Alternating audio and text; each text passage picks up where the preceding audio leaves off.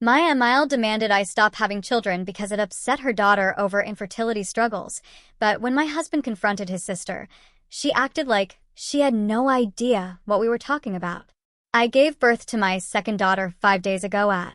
The notification lit up my phone screen at 2:47 a.m. I was lying in bed, unable to sleep after another grueling 12-hour shift at the hospital. My thumb hovered over the screen, squinting at what appeared to be a group chat I didn't recognize.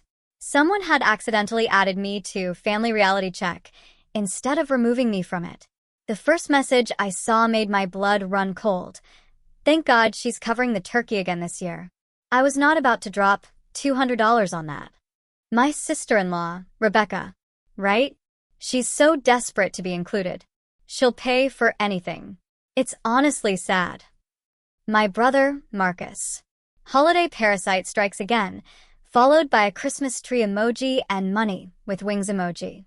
My cousin, Vanessa. I scrolled up with shaking hands. The chat had been active for 3 years. 3 entire years of my family laughing about how I funded their holidays while they mocked me behind my back. There were screenshots of my Venmo payments with crying laughing emojis. There were jokes about my nurse salary and how I was too stupid to realize they were using me. My mother had sent a gif of someone throwing money into a fire with a caption, "Dolores' Christmas spirit." Dolores, that's me. The family ATM, apparently.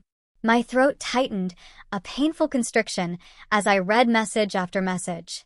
They'd created an entire betting pool about what I'd pay for next. My aunt had won $50 when I'd offered to cover the hotel rooms for our family trip to Colorado last year. $50. They'd literally profited off my generosity twice. I sat there in the darkness of my studio apartment, the one I could barely afford because I'd been sending money home for every holiday, birthday, and emergency my family invented. The apartment I had furnished with secondhand furniture because I'd just sent my mom $3,000 for her medical bills that I now realized, scrolling through these messages, had actually funded her cruise with her boyfriend. Should we tell her we're planning Christmas at the cabin this year? She'll totally pay for the rental if we say Mom's heart can't handle the stress of hosting. Genius. Dolores is such a people pleaser. Just mention Mom's health and she'll open her wallet like a trained seal. The messages blurred as tears streamed down my face. Trained seal. Holiday parasite. Too stupid to realize.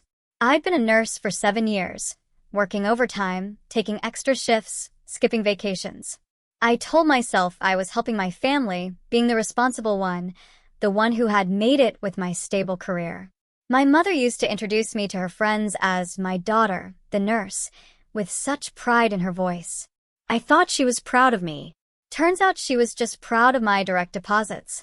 The worst message was from my younger sister Emily, the one I helped put through college. I'd paid for her textbooks, her meal plan, even her sorority dues when she cried about feeling left out. Dolores is working another holiday shift this year. More money for us. Maybe I'll finally get that Gucci bag I want since she's covering Christmas dinner and the gifts for Mom and Dad. You're evil, Em.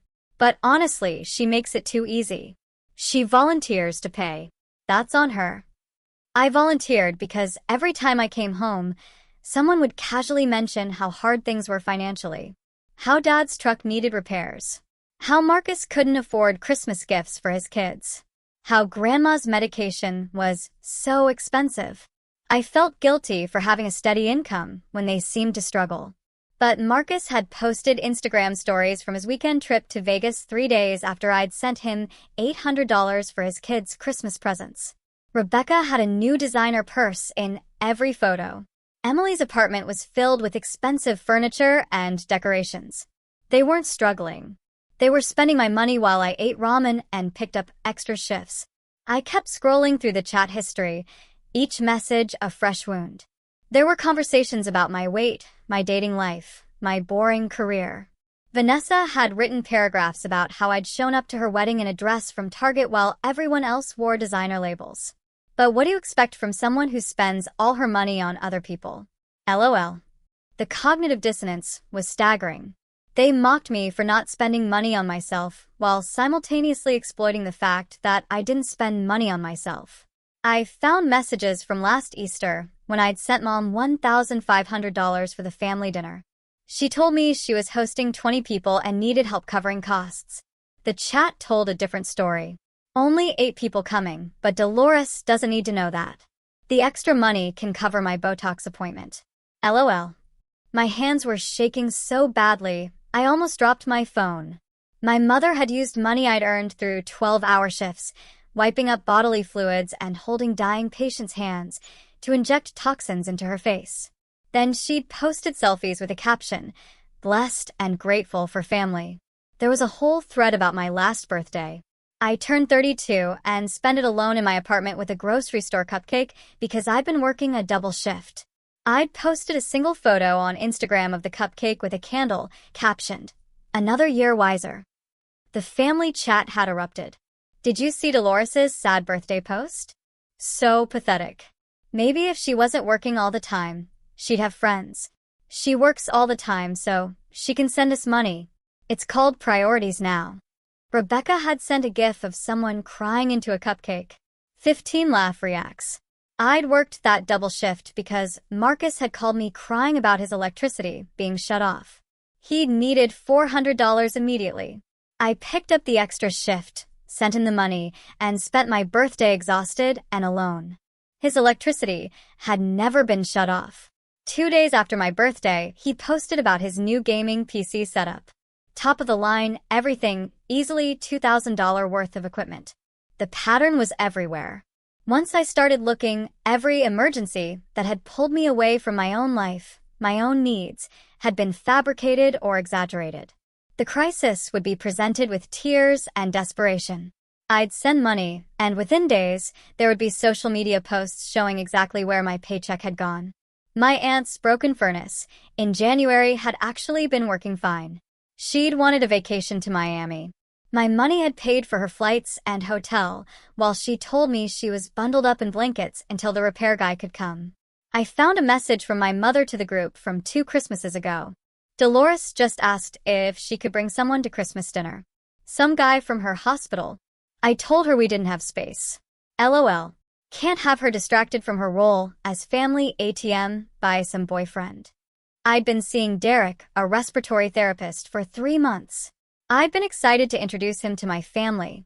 When Mom said there wasn't space, I believed her and apologized for imposing. Derek and I had broken up 2 months later. He'd said, "I prioritized my family over our relationship, that I was never available because I was always working extra shifts to send money home." He'd been right, and my family had orchestrated it. There were other messages about other boyfriends, other friends I tried to bring around. My family had systematically isolated me, ensuring I remained alone and devoted to them. The lonelier I was, the more I turned to them for connection. The more I turned to them, the more money flowed their direction. It was psychological warfare, disguised as family. I discovered betting pools about my life decisions. When would I get a new car? I was still driving a 15-year-old Honda because every time I saved enough for a down payment, someone had an emergency. Would I ever move out of my sad little apartment? What excuse would work best to get money for the upcoming spring break? They'd weaponize my compassion.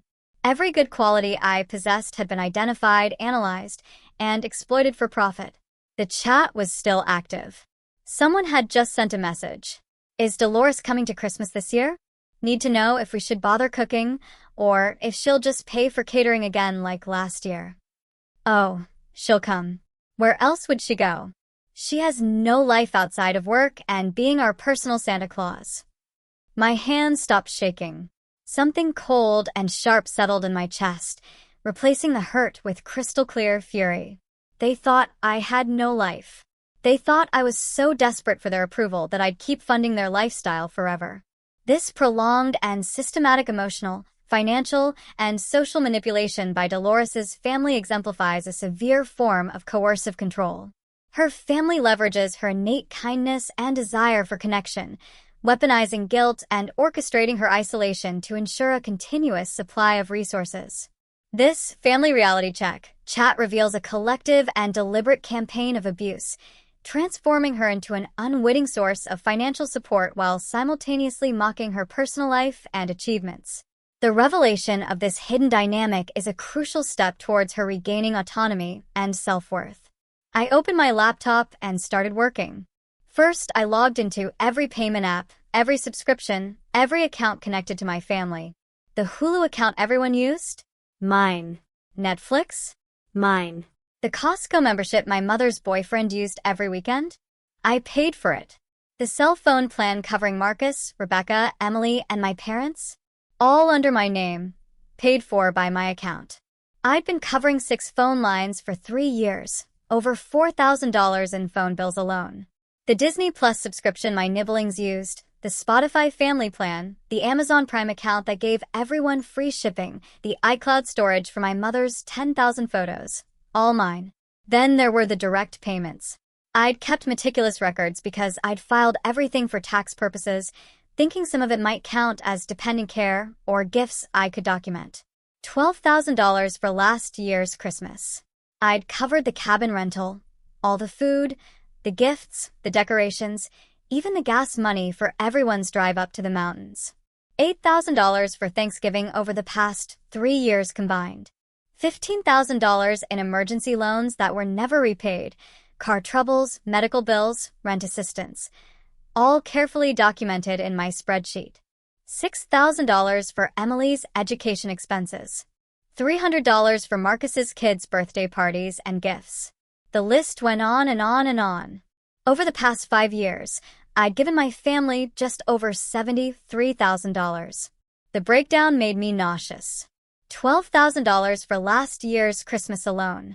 $8,000 for Thanksgiving over 3 years. $15,000 in emergency loans never repaid. $6,000 for Emily's education. $3,500 for Marcus' kids' parties and gifts. $4,200 in phone bills over 3 years. $7,200 in streaming services and subscriptions. $5,800 for insurance payments and warranties. $4,000 for car payments. $3,200 for mom's subscription boxes over 2 years. $2,900 for the meal kit service for Rebecca. $1,100 for miscellaneous crisis payments. $73,000. I could have bought a house. I could have paid off my student loans. I could have traveled, invested, built a life for myself. Instead, I'd funded their vacations, their luxuries, their comfort while they called me a parasite in a group chat. The irony wasn't lost on me. I was the parasite, feeding their lives with my money while they drained me dry. I took screenshots of everything, every message in that group chat, every payment receipt, every text where they'd ask for money and promise to pay me back. Then I started canceling. But first, I needed to be strategic. I'd learned from 7 years of nursing that you don't just rip out in 4 without considering the consequences. You plan, you prepare, you make sure the patient can't sue you for malpractice. I created a new email address, completely separate from anything my family knew about. Then I systematically changed the contact information on every account, every service, every subscription. I set up 2-factor authentication on everything, using my new email and a Google Voice number they'd never seen. Only after every account was secured under my exclusive control did I begin the dismantling. The phone plan was first. 6 lines under my name, costing me $340 monthly. I logged into Verizon and examined the usage. Marcus averaged 47 gigabytes of data per month, streaming videos. Rebecca was constantly on social media, racking up hours of screen time on my dime. Emily's line showed she'd been making international calls to her boyfriend, who was studying abroad in France. That explained the $180 in international charges I'd been absorbing for 6 months. My parents' lines were less offensive, but still presumptuous. Dad barely used his phone. Mom, however, had apparently discovered TikTok and was streaming content nonstop. I downloaded all the records, every bill for the past 3 years, every usage report.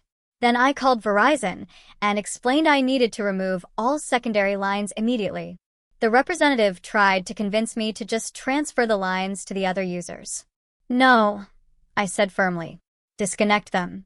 They're not authorized to transfer. But ma'am, they'll lose their numbers. Good. The lines would die in exactly 48 hours. I set a calendar reminder to check on that exact moment. Streaming services were simpler, but more satisfying. I logged into Netflix and checked the viewing history. For different profiles, none of them mine. Marcus had been binge-watching true crime documentaries. Rebecca favored reality TV about rich housewives, which felt grimly appropriate. Emily watched romantic comedies. Mom had somehow figured out how to watch British baking shows on repeat. I deleted every profile except my own. Changed the password. Enabled new security settings that would kick off any device currently logged in. Then Hulu, Disney+, HBO Max, Paramount+. I'd been subscribed to 7 different streaming platforms, costing me nearly $100 monthly. And I barely watched any of them, because I was always working. Each one got the same treatment. Password changed, devices removed, account secured. The Costco membership was interesting. I logged into my account and found I could see purchase history. My mother had been shopping there twice weekly. The purchases ranged from reasonable groceries to luxury items, a $600 outdoor furniture set, a $300 stand mixer, cases of premium wine, party platters for gatherings I'd never been invited to. Marcus had apparently been buying car supplies, including a full set of winter tires in October. The tires I'd been told he couldn't afford, which was why I'd sent him $500 for car repairs. I canceled the membership and requested a prorated refund for the remaining months. $93 came back to me. The iCloud storage was perhaps the pettiest cancellation, but it brought me genuine joy. Mom had been backing up her entire digital life to my 2 TB plan. Photos, videos, documents. I downgraded to the free 5 GB plan and watched as the system immediately started sending her notifications that her backup had failed. She'd lose nothing permanently, but she'd have to figure out her own cloud storage. At her age and technical skill level, that would take her weeks of frustration. I pictured her calling Marcus or Emily for help, them realizing I'd cut them off. The dawning horror that their free ride was over. Next came the less obvious, but more expensive cancellations. I'd been paying for Marcus's car insurance for the past year. He'd called me panicking about losing coverage, and I'd added his car to my multi-vehicle policy. That was $215 monthly I'd never see again. I called my insurance company and had his vehicle removed effective immediately. The representative mentioned there might be a gap in his coverage. That's his problem, I said. I'd been paying for Emily's gym membership at an upscale fitness center. She told me she needed it for her mental health, but couldn't afford the $89 monthly fee. I'd set it up on auto-pay and forgotten about it. I called the gym and canceled. No notice period needed since I was the account holder. There was more. So much more. I'd been paying for Mom's subscription boxes, 3 different ones. Monthly deliveries of beauty products, snacks, and books. Total cost $140 monthly. All canceled. I'd been covering Rebecca's subscription to a meal kit service because she'd complained about not having time to grocery shop with the kids. That was $240 monthly for pre-portioned ingredients delivered to her door, while I ate freezer meals between shifts. Canceled Dad's roadside assistance plan. The extended warranty I bought for Marcus's TV. Emily's subscription to a meditation app that apparently cost $95 annually. Every automatic payment, every recurring charge, every service I'd set up and forgotten about. I went through 17 months of credit card statements and identified 43 different recurring charges connected to my family. Some were small $5 monthly subscriptions. Others were substantial, like the $200 monthly contribution I'd been making to what I thought was Grandma's Care Fund. The group chat had enlightened me about that particular scheme.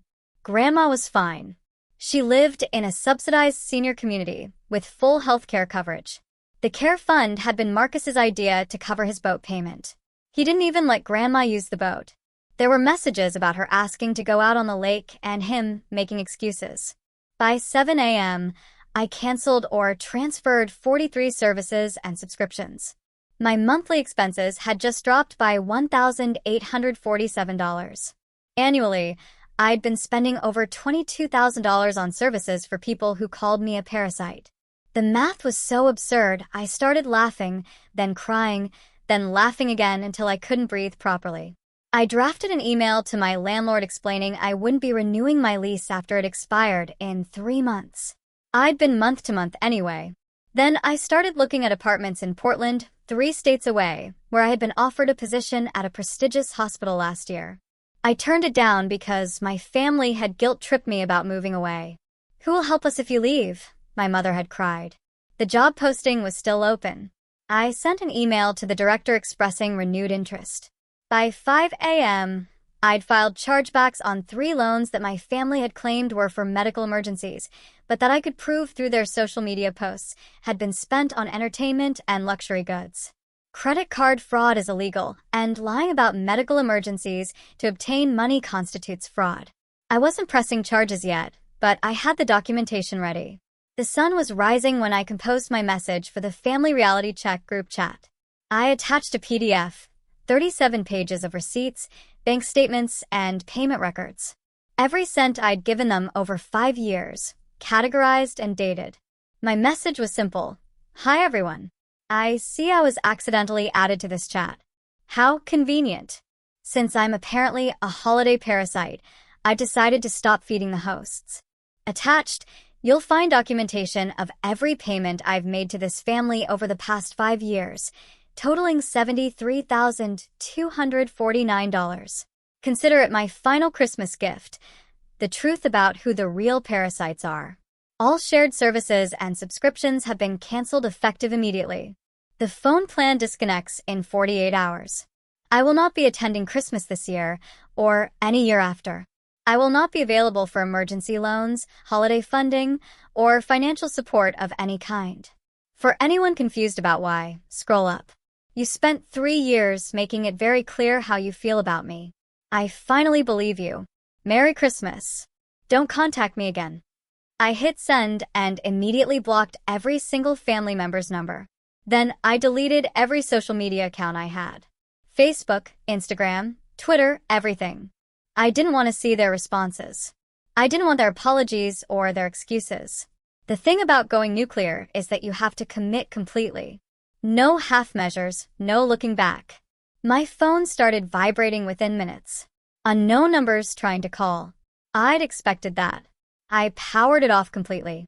The hospital administration had offered me extra holiday shifts because so many nurses wanted time off. I'd always been the one to volunteer, telling myself it was better to work than to impose on my family's celebrations.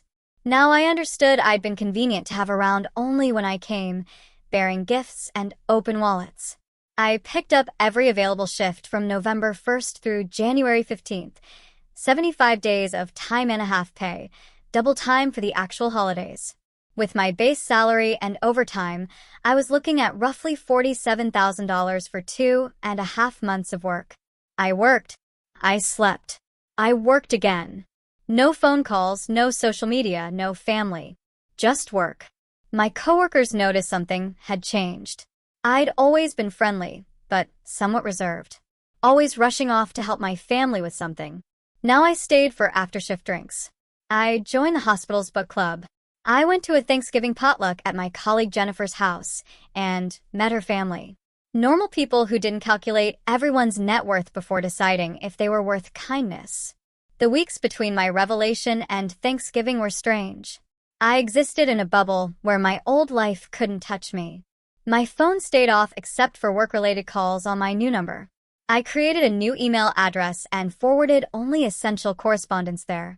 Everything from my old accounts went into a black hole I never checked. At work, I was sharper than I'd been in years. Without the constant mental drain of managing my family's manufactured emergencies, I had cognitive space for my actual job. I caught a medication error before it reached a patient. I noticed a change in a patient's condition that the resident had missed, potentially preventing a stroke. Linda pulled me aside after that one. "Whatever's changed with you," she said, "keep doing it. You've always been good, but lately you've been exceptional." I didn't tell her that exceptional was simply what happened when you stopped being slowly drained of resources and will to live. This meticulously documented and executed act of radical boundary setting and disengagement from a toxic system is Dolores's psychological and financial emancipation. By canceling all shared services and itemizing her financial contributions, she not only reclaims her resources, but also definitively asserts her autonomy. This is a powerful move against the enmeshed and exploitative family dynamic, forcing them to confront the tangible consequences of their actions and allowing Dolores to invest her energy and resources into her own well-being and future. The first real test came 3 weeks in. I was restocking supplies in the ICU when I heard my name called. Not Dolores Green. Nobody at work knew about the name change yet. Dolores Morrison, my old identity. I turned to find Emily standing in the doorway of the unit, looking small and scared. "You can't be here," I said immediately. "This is a restricted area. Family consultation rooms are on the 2nd floor. Dolores, please. I just need 5 minutes." "Security," I called out calmly. "Unauthorized person in the ICU." Emily's eyes widened. "Del, come on." I drove 4 hours. A security guard appeared within seconds. Our ICU had tight protocols for a reason. "This person isn't authorized to be here," I told him. "Please escort her out of the hospital." "Dolores, I'm your sister." Emily's voice cracked. "You can't just—" "I don't have a sister," I said, meeting her eyes steadily. "I'm an only child. Please remove her." Emily was crying as security led her away. I felt nothing. No guilt. No sadness. No sympathy. She'd called me stupid while spending the education money I'd worked overtime to give her. She laughed about me being a trained SEAL. 5 minutes of tears didn't undo 3 years of cruelty. Linda found me in the supply closet 10 minutes later, inventory clipboard in hand, counting gauze bags with mechanical precision. "Want to talk about it?" she asked. "Nothing to talk about," I said. "Someone trying to access a restricted area. Security handled it." "Dolores." She put her hand on my shoulder. "That woman said she was your sister." "I don't have a sister." Linda studied me for a long moment. "Okay," she finally said. "But if you ever do want to talk, my office door is always open. And for what it's worth, whatever happened, I'm proud of how you handled it. Professional. Appropriate. No drama." I nodded, not trusting my voice. After she left, I finished my inventory count, logged everything properly, and returned to my patients. Routine. Structure. The things that kept me sane. Thanksgiving arrived. Jennifer's invitation had been genuine, and I'd accepted. I showed up with an expensive bottle of wine and a homemade sweet potato casserole, neither of which I could have afforded in my old life. Jennifer's house was warm and chaotic in the best way. Her husband, Tom, told dad jokes while cooking the turkey. Their 3 kids ran around playing some elaborate game involving a foam sword and a lot of shouting. Jennifer's mother, Carol, sat in the kitchen teaching Jennifer's youngest daughter how to make pie crust from scratch. "You must be Dolores," Carol said, wiping flour-covered hands on her apron. "Jennifer talks about you constantly. The brilliant nurse who never complains about double shifts." "That's me," I said, feeling awkward. Compliments still felt foreign. "Well, we're glad you're here," Carol said warmly. "Jennifer says you're alone for the holidays." There it was, the inevitable question. I prepared for it. "My family and I aren't in contact anymore," I said simply. "Toxic situation. Better for everyone that I stepped away." Carol nodded knowingly. "Good for you. Too many people stay in harmful situations because of obligation. Family should make you feel loved, not used." The word used hit differently coming from a stranger. Validation from someone with no skin in the game. Dinner was loud and wonderful. The food was good, but not exceptional, and nobody cared. Tom's turkey was slightly dry. Jennifer had oversalted the green beans, and one of the kids knocked over a glass of cranberry juice. Everyone laughed it off. Carol told a story about the time she'd accidentally served a frozen-in-the-middle turkey to 20 guests. "We ordered pizza," she said, laughing. "Best Thanksgiving ever, because it was the year we stopped pretending everything had to be perfect." I thought about my family's Christmases, where I'd funded professional catering and elaborate decorations, all to maintain an image of success. Meanwhile, they'd mocked me in their group chat for trying too hard. This casual, Imperfect dinner with near strangers was better than any holiday I'd spent with my blood relatives. After dinner, while the kids played board games, Jennifer and I stepped out onto her back porch with coffee. "Thank you for inviting me," I said. "This was really nice." "Thank you for coming," Jennifer replied.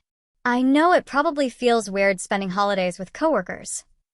"You're more than a coworker," I said, surprising myself with the honesty. "You're a friend, maybe my only real friend." Jennifer was quiet for a moment. "What happened with your family, Del?" "You don't have to tell me, but I've worked with you for 3 years, and you've changed so much in the past month. You're lighter somehow, like you were carrying something heavy and finally put it down." I told her, not everything but the core of it, the group chat, the mockery, the money. Jennifer listened without interrupting, her expression shifting from shock to anger to sadness. $73,000? She repeated when I finished. "Dolores, that's financial abuse. You know that, right?" I hadn't thought about it in those terms. Abuse felt like a strong word. But Jennifer continued, "They manipulated you, lied to you, isolated you, and exploited your kindness for years. That's abuse. The fact that their family doesn't make it less severe. It makes it worse." Hearing it labeled so clearly did something to me. My eyes burned with tears I refused to shed. "I feel stupid," I admitted, "like I should have seen it sooner." "Con artists target smart people," Jennifer said firmly. "Because smart people think they're too smart to be conned. You're not stupid, you're kind. They weaponized your kindness. That's on them, not you." Jennifer's teenage daughter complained about her phone being old. Jennifer told her she could buy a new one when she saved up her allowance. Nobody expected anyone else to fund their wants. It was such a foreign concept that I almost cried into my mashed potatoes. This realization of covert emotional abuse and financial exploitation as actual abuse, rather than just family drama, is a critical turning point. Jennifer's direct labeling helps Dolores externalize the blame, shifting it from her own perceived failings to the deliberate manipulation of her family. This validation is essential for survivors of such abuse, as it dismantles the gaslighting and self-blame that are often internalized. December 24th arrived. I was working a 12-hour shift in the ICU. Around 3 p.m., a woman in her 60s came to the nurse's station, looking lost. "I'm trying to find my daughter," she said. "She's a nurse here, Dolores Morrison." I recognized her immediately despite the changes. My mother looked thinner, more drawn. Her hair was styled differently, shorter, but the desperation in her eyes was unmistakable. "I'm sorry," I told her calmly. "There's no one here by that name." It wasn't technically a lie. I'd filed for the name change 2 months ago, and while the legal process wasn't complete, I'd already stopped identifying as Dolores Morrison in every way that mattered. "Please," my mother begged. "I know she works here. I need to talk to her." Security arrived before I had to respond. Apparently, she'd been making a scene in the lobby for an hour. They escorted her out while she screamed my old name. I finished my shift with steady hands. The Portland hospital had offered me the position on January 3rd, head nurse in their cardiac unit, $40,000 more annually than I'd been making. Signing bonus. Relocation assistance. I accepted immediately. By mid-January, my name change was official. Dolores Morrison was legally dead. Dolores Green, my grandmother's maiden name, was born. New driver's license, new nursing license, new everything. I was reborn, with documentation to prove it. My apartment in Portland was twice the size of my old studio, in a building with a gym and a rooftop garden. I bought new furniture, real furniture, not curb finds and Facebook Marketplace clearance items. I bought art for my walls. I adopted a cat from the local shelter, a gray tabby I named Phoenix. I'd risen from the ashes of who I used to be. My old email address received messages for months. I never opened them. They went to a folder I labeled Dead to Me that auto-archived everything. But curiosity got the better of me in March. My mother's emails were essay-length guilt trips about family obligation and how cruel I was. Rebecca sent a 2-sentence apology that blamed her behavior on postpartum depression from 4 years ago. Marcus wrote that I'd misunderstood the context of the group chat. They'd been joking. Couldn't I take a joke? Emily's message was different. Short, simple. You paid for my education, and I called you stupid. You're the smartest person I know, and I'm the idiot. I don't deserve forgiveness, but I need you to know that I'm sorry. I've started paying you back. It'll take years, but I'm putting $200 into a savings account every month in your name. I'll send you the details when I have your address. If you never want to speak to me again, I understand, but I'm sorry. Really, truly sorry. I didn't respond, but I didn't delete it either. The others could rot, but Emily's message lived in my inbox, a tiny seed of something that might eventually grow into forgiveness. Might. Years from now, maybe. One email stood out from the rest. My father's. He'd never been active in the group chat. I'd noticed his name listed, but rarely saw him post. Dolores, I didn't know about the chat until you sent those screenshots. Your mother showed me her phone, and I saw what they'd all said, what I'd allowed by staying silent when I should have noticed what was happening. You deserved better from all of us, but especially from me. I should have protected you. I filed for divorce last week. I'm living in an apartment now, working with a therapist to understand how I enabled this. I'm not asking for forgiveness or reconciliation. I just wanted you to know that I see what I failed to do, and I'm trying to become someone who wouldn't fail you again, even if you never let me be part of your life. I love you. I'm proud of you. And I'm sorry, Dad. I read that email 3 times before closing my laptop. Some bridges you burn. Some bridges burn themselves. And some bridges collapse under the weight of years of foundation cracks you'd been too busy to notice. Spring came to Portland with cherry blossoms and rain. I dated a teacher named Michael who thought my devotion to my career was admirable, not something to exploit. We took cooking classes together. He never asked me to pay for his portion. Jennifer invited me to her family's Easter celebration.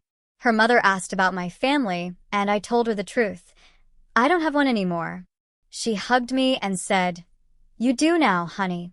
I cried in her bathroom for 10 minutes and then ate 3 helpings of ham. My bank account grew. I paid off my student loans in April. All $32,000 gone in one payment.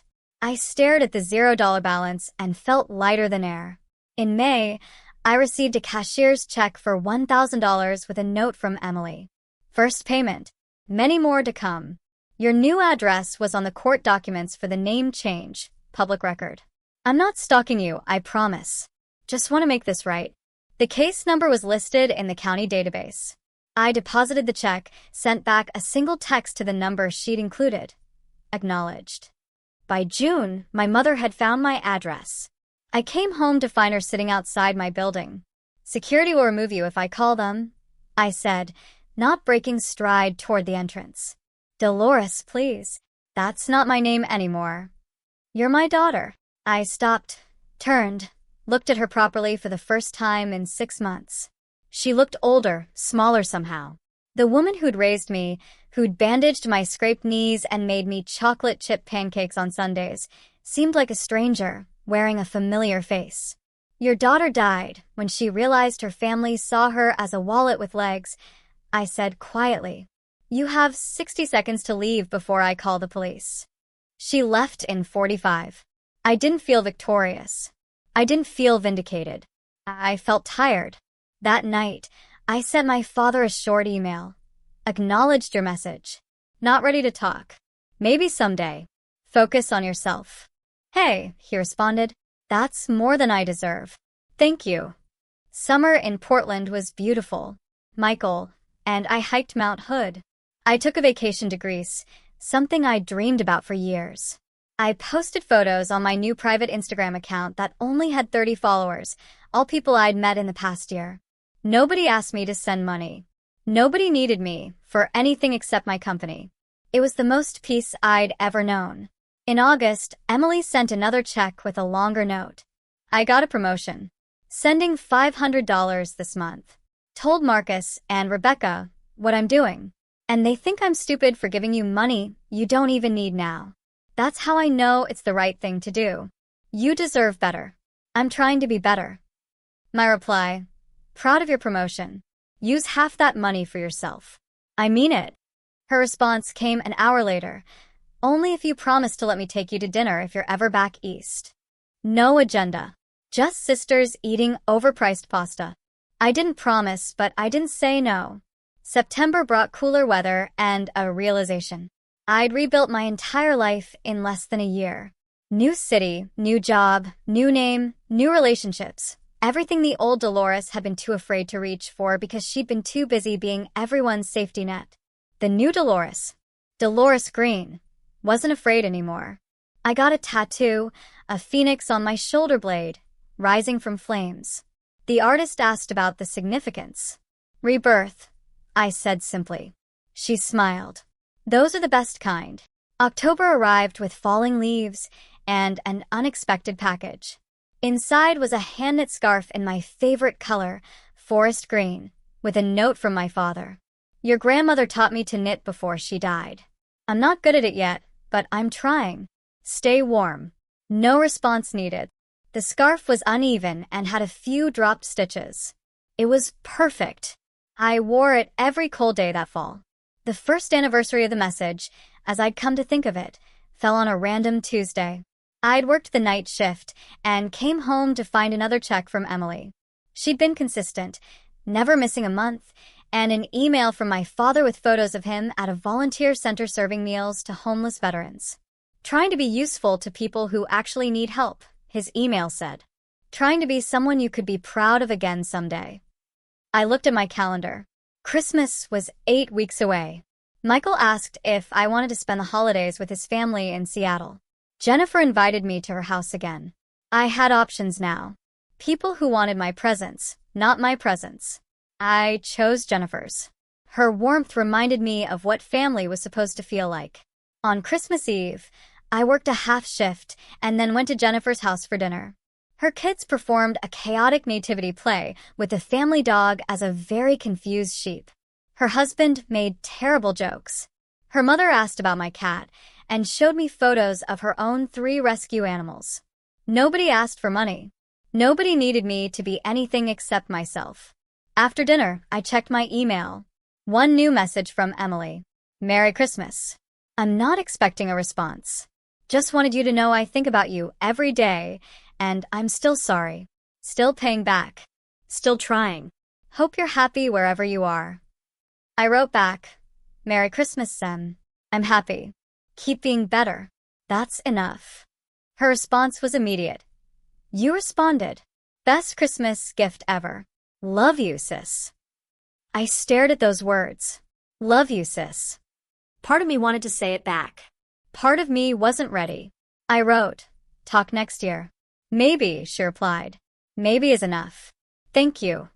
I closed my laptop and rejoined the party. Jennifer's daughter was trying to teach the dog to wear a Santa hat. Michael brought me wine and kissed my forehead. Someone started a board game that devolved into cheerful arguing. This was what the holidays were supposed to be. Joy without transaction. Love without calculation. A year ago, I'd been the holiday parasite, unknowingly feeding a family that saw me as prey. Now I was just Dolores, free, happy, whole. The best revenge I'd learned wasn't destruction. It was reconstruction. I'd burned down who I was and built someone better from the ashes. And I'd never looked back. Almost never. On New Year's Eve, I received a final message from my father. I know you're not ready. I might never be forgiven, and I've accepted that. But I wanted you to know I'm divorcing your mother. I'm in therapy. I've cut off everyone who was in that chat, and I'm living differently. Not for you. For me. So I can look at myself in the mirror. You deserve a father who protected you. I'm becoming that man, even if it's too late. Happy New Year, sweetheart. I saved that message. Didn't respond. Not yet, but maybe eventually I would. Some relationships can be salvaged, some can't. The trick is knowing which ones deserve the effort. As midnight approached, Michael pulled me close and asked what I wanted for the new year. More of this, I said, gesturing at the life I built. More peace, more joy, more people who love me for me, not for what I can give them. That's not too much to ask, he said. For the first time in my life, I believed him. The new year arrived with champagne and laughter and hope. I'd paid for everything at Christmas once. Holidays, gifts, everyone's happiness except my own. Now I'd paid for my freedom. When faced with profound familial betrayal and financial exploitation, what ethical responsibilities, if any, do adult children have to their parents or siblings, particularly when those relationships are demonstrably toxic and self-serving?